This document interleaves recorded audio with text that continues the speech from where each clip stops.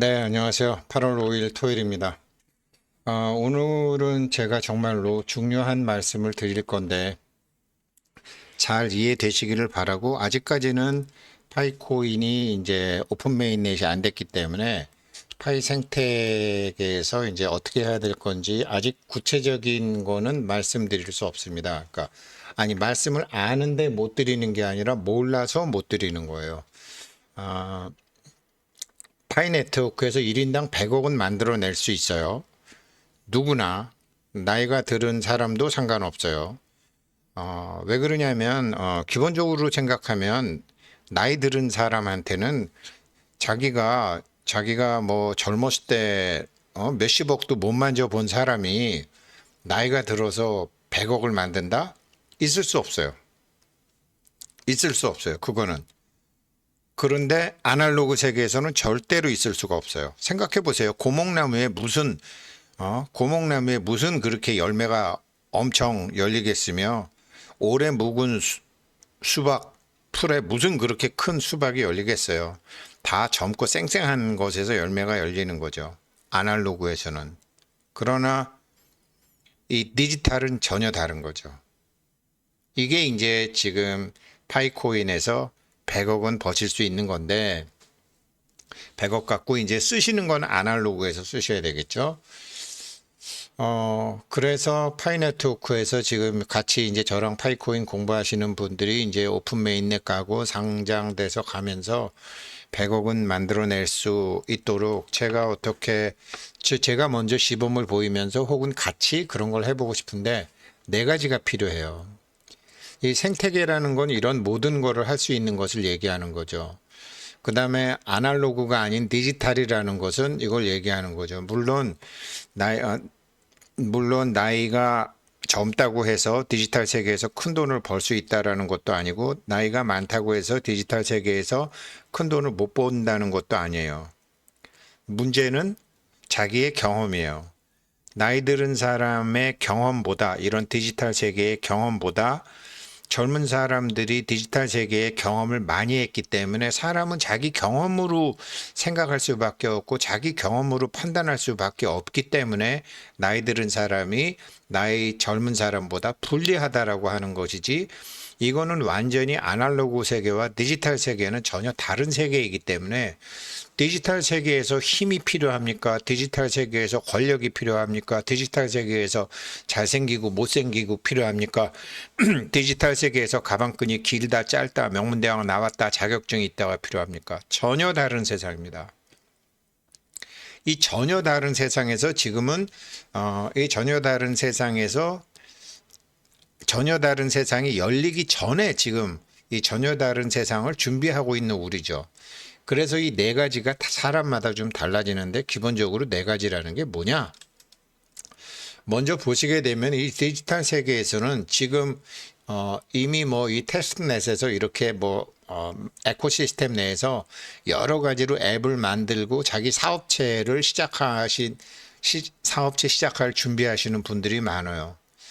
이분들은요, 이분들은 본업이 채굴자가 광부가 아니에요. 지금 이 영상 보시는 많은 분들은 아날로그 세계 말고 디지털 세계에서는 직업이 뭐냐? 광부예요. 파이코인 채굴하고 계시잖아요. 본 수익이 채굴 수익에서 들어온다고요. 채굴을 하기 위한 장비를 마련해서 어떤 사람은 컴퓨터 한 사람도 있고 어떤 사람은 자기 핸드폰만 투자한 사람도 있고 뭐 여러 가지 있지만 기본적으로 디지털 세계에서 자기는 광부다. 자기의 본업은 광부다. 광부로서의 수익은 채굴을 하기 위해서 예전에 뭐 미국에서 이 골드러시 때도 채굴하기 위해서는 자동 채굴기, 뭐 탐사기, 뭐 곡괭이, 청바지 채굴을 하기 위한 용품이 들어가잖아요. 투입이 자본재로 들어가야 되잖아요. 그래서 저한테도 뭐 제가 노드 얘기 많이 하고 하니까 이제 컴퓨터 회사 하시는 분들께서 저한테 연락이 좀 오고 있는데 물론 저도 굉장히 많은 사람들 컴퓨터 사게끔 하고 사드리고 싶고 좋은 거 사고 싶고 저는 처음부터 좋지 못한 거를 몰라서 잘못 샀기 때문에 해드리고 싶어요. 왜냐? 현재까지는 디지털 세계에서 나의 본업은 선생이 아니고 디지털 세계에서 파이 네트워크에서 나의 본업은 광부라는 것이죠. 이걸 먼저 알고 계셔야 되는데 그런 광부가 아닌 분들은 이미 이렇게 앞서가고 있는 분들이 많다라는 거죠. 이것도 네 가지 중에 한 가지로 들어가야 된다라는 게 그래야지 나이와 상관없이 100억 원 벌 수 있다라고 나는 말씀을 드리고 싶은 거고요. 가령 전제 조건이 있어요. 세상에서 들려오는 얘기에 가스라이팅 당하시면 안 돼요. 많은 사람들이 작년에 우리나라가 472억 달러 무역 적자가 난 것으로 알고 있어요. 2022년 무역 적자 472억 달러 사상 최대 14년 만의 적자. 거짓말이에요. 이 신문 기사는 1월 1일이에요. 그 다음에 이걸 뜬 거는 지금 제가 8월 5일이에요. 거짓말이에요. 거짓말일 수밖에 없어요. 그럼 실제로 어떻게 되냐? 실제로는 2022년도에 한국은 무역으로 한 게 150억 불 흑자였어요. 이거는 어떤 차이가 있냐면요. 기준점, 그러니까 보통 472억 달러 적자다. 이거는 관세청 기준이에요. 관세청에서 수입과 수출을 기준한 거예요. 그러면 실제로는 150억 불 흑자라는 건 뭐냐면 한국은행의 숫자로 잡히는 거예요. 왜 이런 차이가 생기느냐? 시점의 차이예요. 시점의 차이. 어떤 건지. 그러니까 이렇게 신문에 난 것만 알고 저는 그때 472억 달러 적자라고 그랬는데 2022년도 말에 환율이 굉장히 안정돼 있는 거예요. 그래서 경상수지를 보니까 경상수지가 흑자더라고요. 약 278억 불인가 298억 불, 300억 불 정도 흑자 났더라고요. 환율이 굉장히 안정적이었잖아요. 오늘 다시 1,300원 올랐지만. 그래서 이제 신문에서 나온 거나 유튜브에서 나오는 거나 유튜브 썸네일 같은 거 보고서 돈 벌 생각하면 그건 가스라이팅 당해서 돈을 못 벌게 돼 있어요. 생각하는 힘이 있어야 되는 거거든요. 생각하는 힘이 어렵지 않아요. 틀만 딱 갖추면. 그래서 제가 오늘 일단 그거를 먼저 말씀드리려고 하는데요. 제가 그랬잖아요. 오늘 환율 1,304원이고 2022년도 말에 환율이 굉장히 안정적이었어요. 우리나라가 14년 만에 무슨 무역 적자다. 무역 적자가 아니었다니까요. 흑자였다니까요. 흑자 규모가 줄은 거지. 그러면 기자들이 거짓말한 거냐? 그건 아니에요. 1월 1일 기준으로는 그렇게 잡힐 수밖에 없었어요. 근데 그 다음에 정정 기사를 안 내죠. 몰라서 안 낼 수도 있고 관심이 없어서 안 낼 수도 있고 처음으로 이렇게 사람들은 안 좋은 뉴스가 빨리 퍼지지 좋은 뉴스는 잘 안 퍼지니까 얘기 안 할 수도 있고 그러니까 자기 스스로 경제와 돈에 대해서 제대로 공부를 해야지 여태까지는 100억을 못 벌었던 사람도 100억을 벌 수 있다니까요. 왜? 지금 파이코인 하시는 분들은 아날로그 세계가 아니라 디지털 세계에서 돈을 버는 것이기 때문에 전혀 다른 세계에서는 전혀 다른 지식을 갖고 계셔야 된다라는 거죠. 그 지식을 말씀드리고 싶은 게 이제 제가 이 영상을 하는 이유고요. 지금 이제 제가 이거는 뭐 올해 게 아니고요. 한국은행에서 발표하는 걸 보게 되면 무역 수지라는 말 대신 상품 수지라는 말을 써요. 수출 수입. 그러니까 관세청 기준으로는 무역 수지예요. 한국은행은 야 그런 거 다 필요 없고 통장 기준으로 얘기하자. 돈 들어온 거, 돈 나간 거. 그게 상품 수지예요. 요 네 가지가 있으셔야 돼요. 상품 수익이 있으셔야 돼요. 본업 수익. 그다음에 서비스 수익. 여기 제가 요거를 포인트 설정을 요거를 해야지. 요거를 포인트 설정. 뭐 고양이 손. 좋아요. 상품 수지. 처음에는 상품 수지 한 가지, 서비스 수지, 그다음에 본원 수지, 이전 소득 수지. 이 네 가지. 앞으로 파이 생태계 내에서는 네 가지 수익을 그렇게 만드셔야 돼요. 첫 번째가 뭐냐? 지금은 우리 직업이 이 디지털 세계에서 우리의 직업은 광부예요. 채굴로 인한 소득을 늘커야 돼요. 이게 상품 수지예요. 제 가장 중요한 거죠. 상품 수지. 이게 채굴이에요. 그 다음에 채굴로 인한 소득은 지금 다들 하시고 계세요. 그래서 상장되면 이게 몇 불 갈 거냐, 뭐 상장되고 난 다음에 몇 년 후에 몇 불 갈 거냐, 이런 얘기를 저도 많이 말씀드리죠. 이게 제 1번이니까. 직업이 광부니까. 아니, 금을 캐는 광부라고 해서 꼭 채굴 하자마자 당장 팔아야 돼요? 쓸 돈만 팔고 나머지는 갖고 있든지, 앞으로 금값이 올라갈 것 같으면, 앞으로 금값이 내려갈 것 같으면 다 팔고, 그런 걸 이제 차근차근 공부하면 되는 거죠. 상품 수지는, 나라의 상품 수지는 우리는 채굴로 인한 소득이다. 두 번째, 파이 생태계에서 사업체 설립으로 인한, 이게 서비스 수지죠.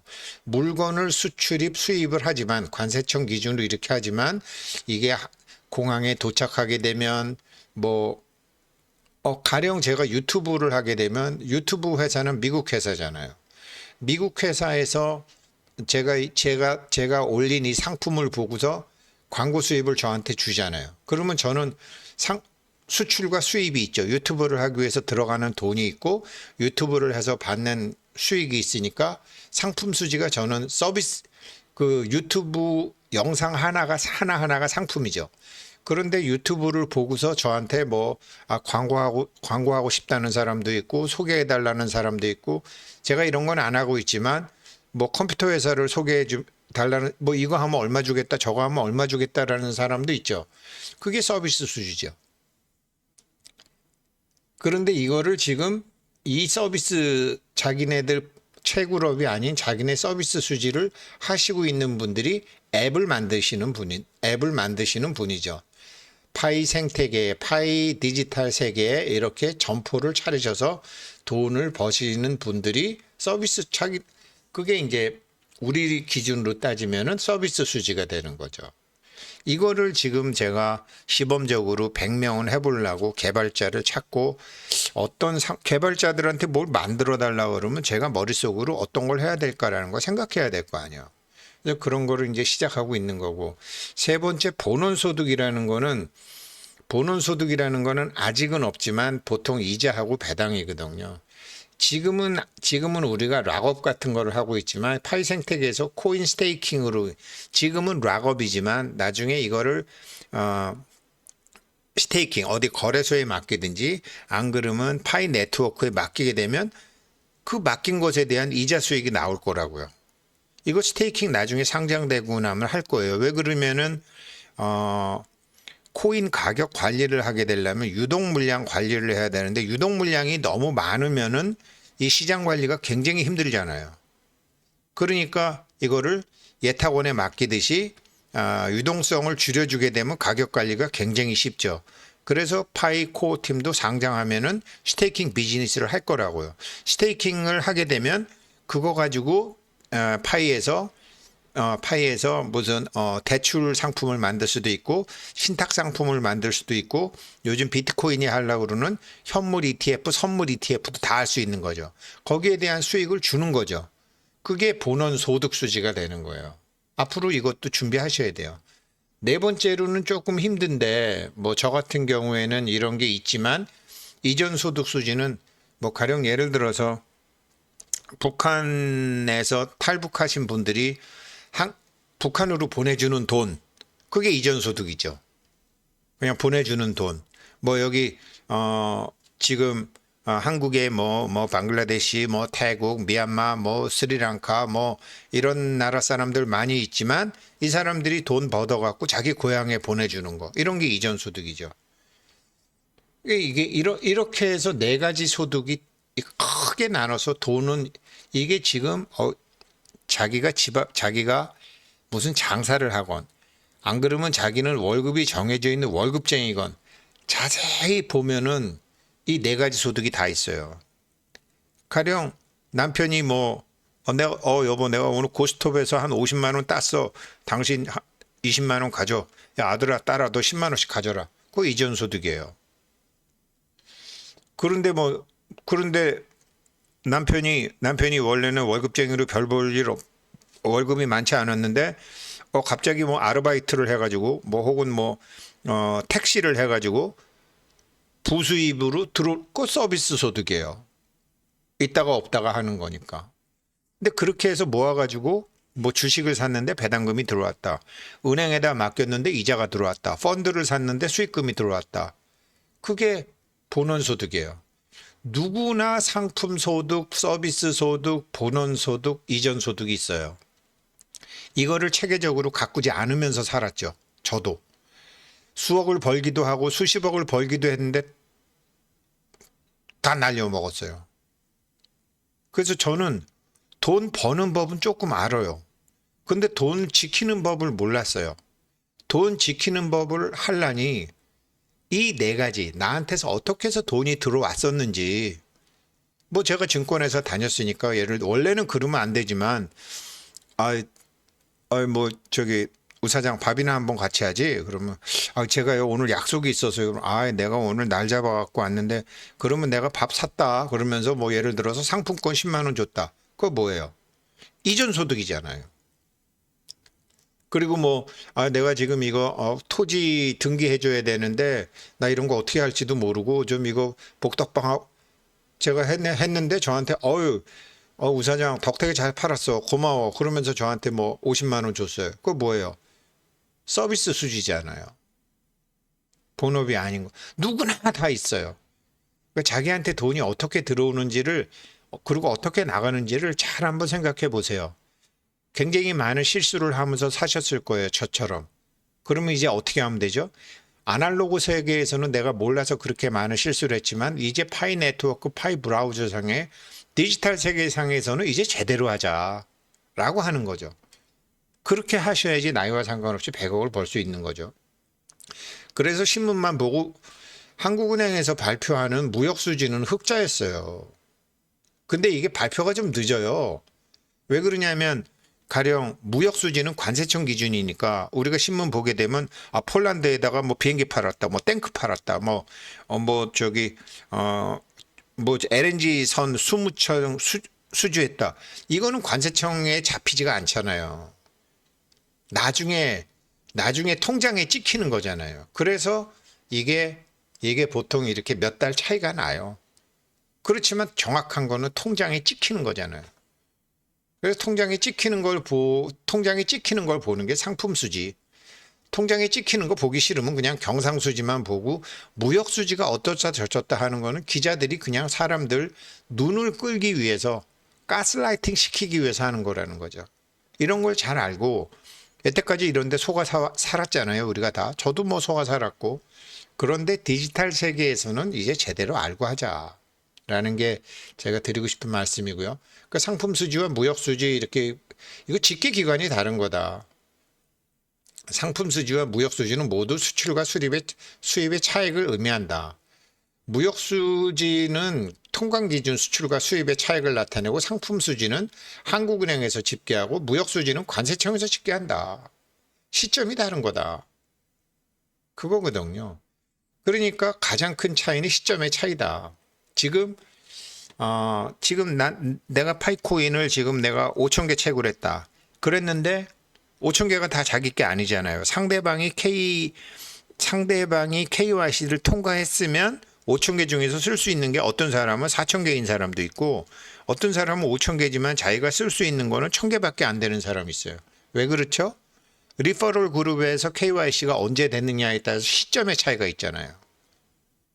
5천 개가 맞긴 맞는데 5천 개가 완전히 자기가 소유권을 행사할 수 있으려면 이런 시점의 차이가 있잖아요. 이 디지털 세계에서도 이런 게 있다고요. 그러니까 제대로 알으셔야 되는 거죠. 사람들이 뭐 이렇게 그래서 지금은 그러면 어떤 생태계를 만드냐. 이거 저도 뭐 잘 모르잖아요. 어떻게 하지? 어떤 게 좋을까? 보면 뭐 다 있는 것 같은데. 근데 이제 사실 이럴 때부터 좀 관찰을 해야 되죠. 사람들이 불편한데 어떤 거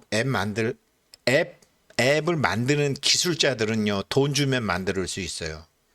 그런데 이런 앱을 만들어줘 하는 거는 생각하는 사람이 할 수 있어요. 저랑 이 영상 공부하시는 분들은 다 생각하시는 분들이기 때문에 또 생각하는 힘을 길러드리는 게 저의 또 목적이기 때문에 또 사람들이 불편해서 투덜대는 게 뭐지? 이거를 이제 세상을 다 관심 있게 보는 거예요. 이거 하면 되겠다. 이거는 기술자들 돈 주고 하면 돼요. 개발자 찾는 거는. 개발자는 뭐 한국에도 있고 인도네시아에도 있고 얼마든지 제가 보니까 이 유튜브 상에서 전부 돈 주면 만들어 주는 걸 하더라고요.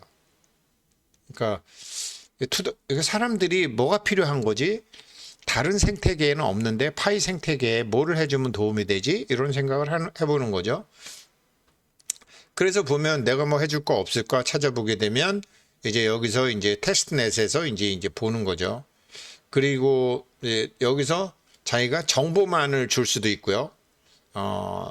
파이 여기 파이 디벨롭 들어가서 보게 되면 내가 뭐 하려고 그러는데 도움을 받을 수도 있고 뭐 자기가 앱을 만들 수도 있고 돈 주고 앱을 만들어 달라고 할 수도 있고 아니면 해커톤에 이런 테마로 해달 이렇게 기여하게 되면 이게 유틸리티 수익이라도 나오니까요. 그래서 이런 거를 다 한번 관심 있게 앞으로는 이건 제가 저 자신한테 하는 얘기예요. 내 아날로그 세상에서는 내가 통장에 100억 찍히는 거를 못 겪었지만 디지털 세계에서는 통장에 100억 찍히는 거 한번 보려고 그래요. 저와 같은 생각을 하시는 분이 많으시겠죠. 그러면은 우리는 모두 다 세상을 보는 시각 자체를 바꿔야 되는 거죠. 디지털 세계에서 시장을 보는 거는 그거는요. 남자다 여자다 없어요. 사람이다 사람 아니다 없어요. 충청도 사람이다 경기도 사람이다 없어요. 좌파다 우파다 없어요. 좋은 놈이다 나쁜 놈이다 없어요. 어디서는? 디지털 세계에서는. 이거를 할 수 있는 거죠. 예, 오늘 토요일 영상 이렇게 만들어 올립니다. 감사합니다.